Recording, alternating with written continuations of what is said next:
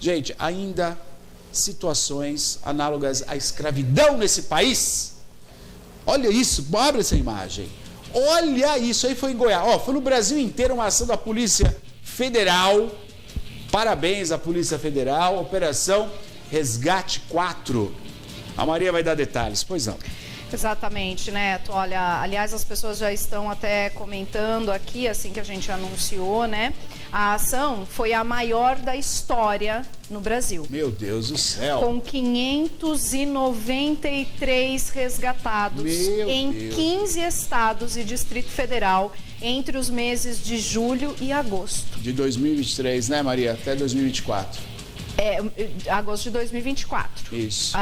Campinas, São Paulo, Brasília, Distrito Federal. Durante o mês de agosto de 2024, a Operação Resgate 4 retirou 593 trabalhadores de condições de trabalho escravo contemporâneo. Este número é 11,65% maior do que o de resgatados da operação realizada em 2023, viu, Neto? Que foram 532. Certo. Deste total, 130 estão em municípios do interior de São Paulo. Então não é Mato Grosso do Sul. Ó, 130, só para fazer uma correção, 130 só está em São Paulo.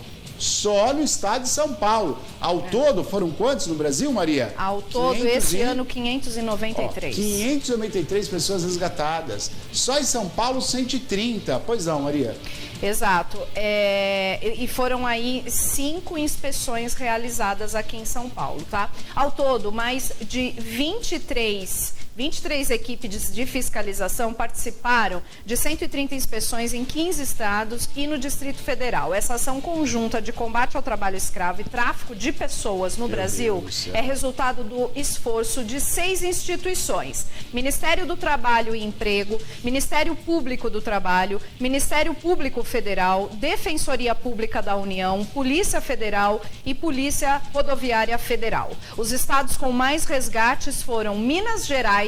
Lá, Neto, foram 292, São Paulo com 141, Pernambuco 91 e Distrito Federal 29. Mas também houve vítimas libertadas no Amazonas, Goiás, Mato Grosso do Sul, Pará, Rio de Janeiro, Rio Grande do Sul. O Sudeste concentrou 75% das vítimas. Entre as atividades econômicas, Olá, o maior presta número... atenção, hein? Com o maior número de vítimas na área rural estão o cultivo de cebola, da horticultura, de café e de alho. E o cultivo de batata e cebola. Na área urbana, destacam-se os resgates ocorridos na fabricação de álcool, administração de obras e atividade de psicologia e psicanálise. Houve inspeção em 10 ambientes domésticos e 2 trabalhadoras foram resgatadas. As equipes flagraram 18 crianças e adolescentes submetidos a trabalho infantil, dos quais 16 também estavam sob condições semelhantes à escravidão. As fiscalizações ocorreram no Amapá, Distrito Federal, Mato Grosso e Minas Gerais. O maior resgate já realizado no interior de São Paulo aconteceu em Itapeva. 82 trabalhadores rurais foram retirados de condições de escravidão contemporânea. Itapeva, aqui, pegando a Bandeirantes, indo para São Paulo, gente. Indo para São Paulo, a Bandeirantes, a Itapeva, você vê a placa lá, Itapeva. Quantas pessoas foram resgatadas ali, Maria? Ali foram 82, Neto, sendo 48 mulheres e 34 homens. A fiscalização flagrou irregularidades como falta de EPI, de áreas de vivência e de água potável nas frentes de trabalho. A PRF também identificou irregularidades nos veículos que transportavam os trabalhadores. Em Boituva, um grupo de 37 cortadores de cana, todos migrantes do estado do Maranhão e Piauí, foram resgatados após a constatação de condições degradantes das frentes de trabalho e dos alojamentos. O local era mal ventilado, superlotado, com péssimas condições de higiene e conforto. Os obreiros não recebiam equipamentos de proteção individual, água potável e não havia banheiros e nem refeitórios. O empregador se comprometeu a pagar todas as verbas devidas aos cortadores e todos eles retornaram para o seu estado de origem com transporte e alimentação custeados pelo signatário. Em Sales de Oliveira, 9 frentistas de um posto de gasolina foram resgatados também em decorrência das condições degradantes dos alojamentos onde residiam. São profissões que a gente nem imagina, né, Neto? Nem imagina. Ó, a casa não tinha forro no teto, as instalações elétricas eram precárias, gerando alto risco de incêndio, né? Além de não haver higiene no local. Em São Pedro, aqui, nossa vizinha. São Pedro, São Paulo, Maria? Exato. Vai lá. O caseiro de um sítio também foi beneficiado pela Operação Resgate após ser resgatado por uma equipe de inspeção. Ele era submetido pelo empregador a jornadas de trabalho exaustivas. Eram 12 horas por dia de trabalho, todos os dias, sem folga, incluindo sábados, domingos e feriados. Isso na cidade de São Pedro. Isso na cidade de São Pedro, gente. Pois não. Os empregadores, Neto, de Sales de Oliveira e Boituva, prevendo o pagamento de verbas rescisórias e indenizações individuais, foram autuados. O auto de infração lavrado pelos editores fiscais do trabalho garantiu o pagamento do seguro-desemprego também. Claro. Segundo a Polícia Federal, existem 482 inquéritos policiais no Brasil para investigar o crime de trabalho escravo. Minas Gerais lidera com 86 inquéritos. Aí eu pergunto para o senhor e para a senhora, né? Por que algumas pessoas enriquecem, né? Às vezes a gente fica na dúvida, né? Como é que essa pessoa enriqueceu, né? Aí trabalho, estudo, oportunidade, sorte e por vezes a exploração de uma maneira que a gente está vendo essas imagens. Você coloca nessa condição os trabalhadores, não paga os direitos, não paga comida. Tem uma lista ali que é de comida que o trabalhador... Essa lista aí, ó. Essa lista aí, o trabalhador é obrigado a comprar do próprio empregador. E aí é tudo caro. E ele fica devendo. Ele fica devendo comida, não pode ir embora. Ele é obrigado a pagar essa dívida, porque tudo que eles vendem é mais caro. Porque o trabalhador está lá no meio do mato, né? E aí, coloca lá arroz, coloca um pedacinho, os ovos, olha lá, tá tudo aí, ó. Olha o valor. E aí eu pergunto para o senhor, é por isso, explorando o próximo, que algumas pessoas, são todos, né? Enriquece.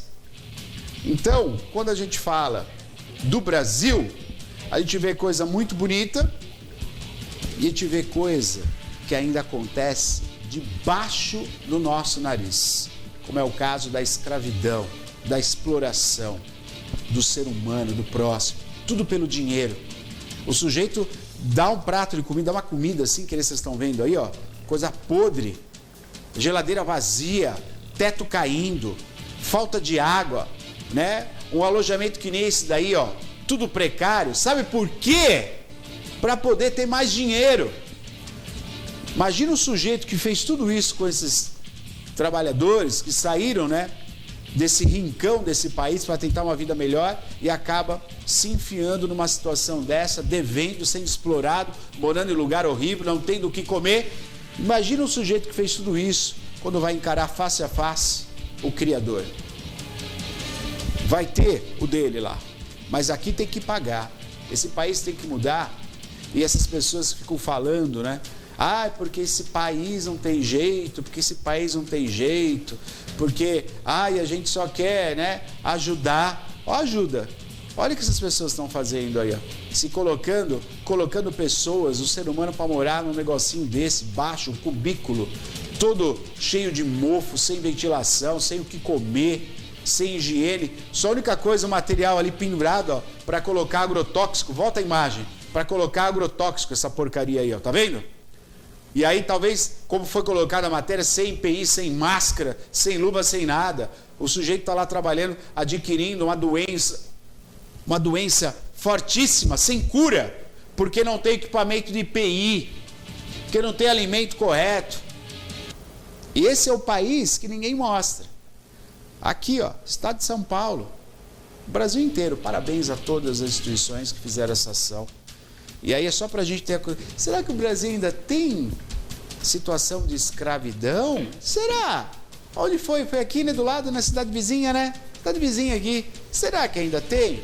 Mostra essa reportagem para as pessoas que não acreditam nesse país que está debaixo do tapete, onde pessoas ficam cada vez mais ricas, explorando o ser humano, né?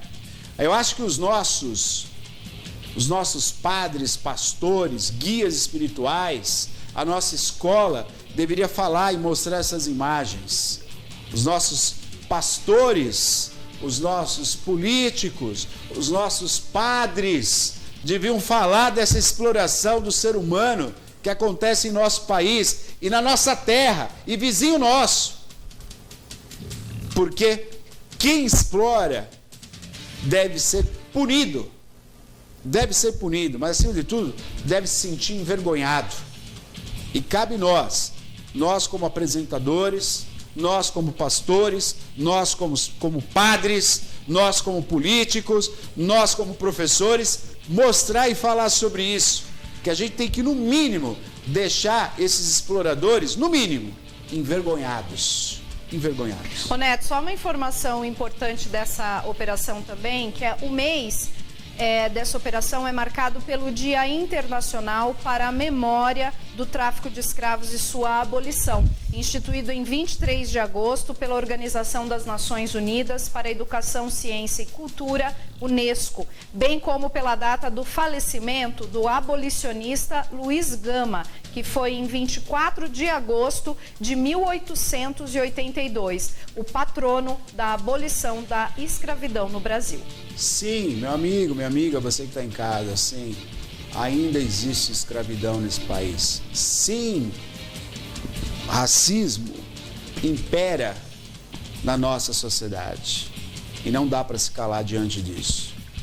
Quero parabenizar aos policiais, às instituições envolvidas nessa ação. Parabéns. E que se sintam envergonhados, vocês que colaboram com essa situação de escravidão.